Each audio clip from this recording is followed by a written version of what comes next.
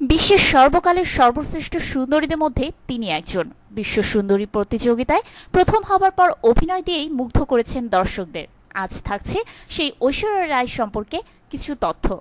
খুব অল্প বয়সে মডেলিং শুরু করেন অ্যাশ। নবম শ্রেণীতে পড়ার সময় ক্যামলিন পেন্সিলের বিজ্ঞাপনে কাজ করেছিলেন তিনি। তবে মডেলিং বা অভিনয়কে পেশা হিসেবে নেওয়ার ইচ্ছে তেমনভাবে ছিল না তার। চিকিৎসা বিজ্ঞানে অধ্যয়ন ছিল তার লক্ষ্য। মিস ইন্ডিয়া প্রতিযোগিতা ঐশ্বরিয়া সুস্মিতা সেনের কাছে হেরে গিয়েছিলেন। নেদারল্যান্ডে ঐশ্বরিয়ার নামে একটি ফুলের বাগানের নামকরণ করা হয়েছে। আমেরিকার প্রেসিডেন্ট জর্জ ডব্লিউ বুশ অ্যাশকে একবার লাঞ্চ করার আমন্ত্রণ জানিয়েছিলেন। কান চলচ্চিত্র উৎসবের জুরি বোর্ডের সদস্য হওয়া প্রথম ভারতীয় অভিনেত্রী হল অ্যাশ।